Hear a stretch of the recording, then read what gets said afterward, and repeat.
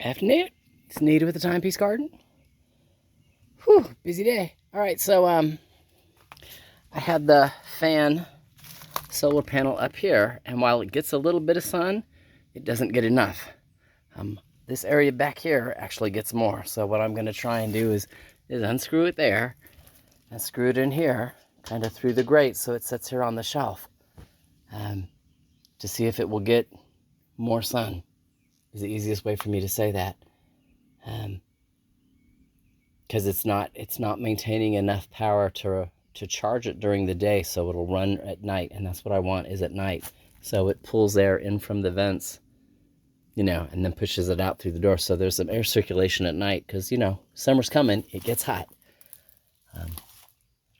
Having said all that fun stuff, there is a little finch that has decided to build a nest inside the coop, and it knows to come in at night when it gets dark, and it sits on its nest, and then it leaves first thing in the morning when I open the coop. He beats the chickens out to go hunt for food or whatever.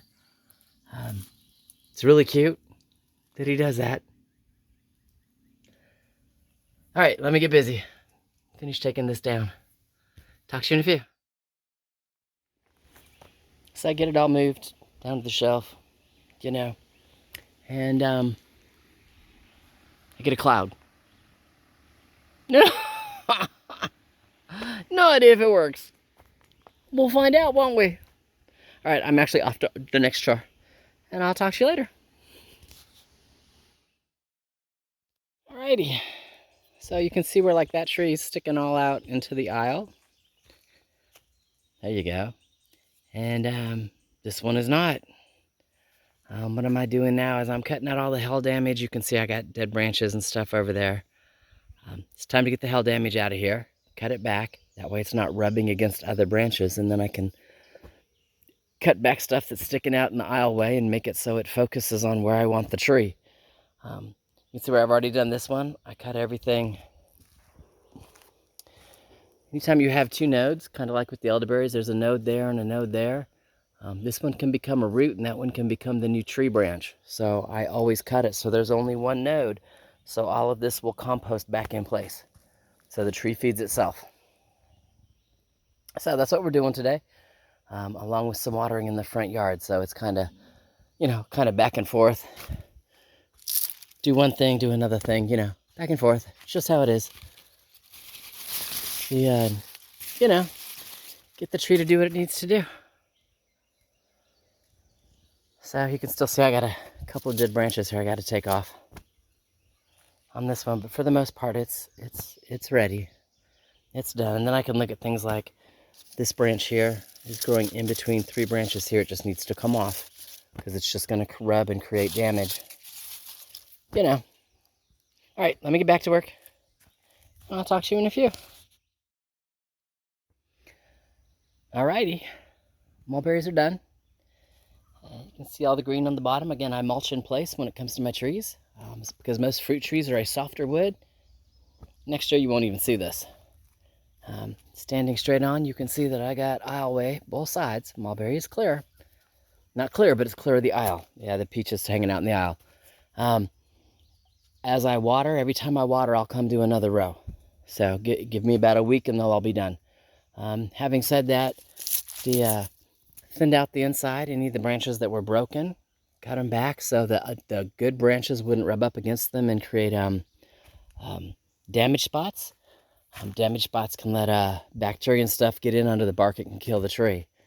And then the other thing is, because of the humidity here, having open space like this allows the tree to breathe, so I don't get like funguses and molds. I won't lie, this is the one that had fruit on it, and right now it is bigger than the other two, which is awesome. When they were first planted, that one there was actually the bigger tree. And then, like all other things, it can do anything it wants, left or right. You can see where I've left all the left or right branches. The ones that were coming out to the aisleway, I snipped. The ones that are going dead center left or right, I left all the baby leaves on, so that way the ones I want to grow are the ones that do grow. Yeah.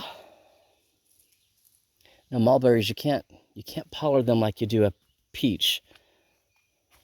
Does that make sense? They like to grow right where they were cut a lot. Where the peaches, you know, you can see everything grows up along the vine or along the primary branch. Anyway, I got to come back and cut these back too. There should be that gap here on all of them. And you can't see the gap between these two rows at all. I have stuff to do, just not today. Mulberries were today's job and some watering. So let me go on and get busy with what else I got to do, and I'll talk to you later. Panda's over there checking it out. Mom. Panda baby, get out of the elderberries. Panda, come. Yeah, let's stay out of the elderberries. So just because of the damaged branches, I don't want her to accidentally bump one off and lose another branch. You know? I will be upset. Because all these that are bent over are the ones that are damaged. And you can see that one's got lots of fruit nubs on it. Most of them are getting ready to bloom or are in bloom. See, that one's lost a lot of its fruit. It's just such a sad thing. My poor elderberry. Now it's trying. You can see it's got some baby greens growing right there, you know, to make up for what's damaged. But I don't know if they'll produce fruit, you know, just because it's so late in their season. Anyway, y'all have an awesome evening. Mulberries are trimmed back. Pears will be next.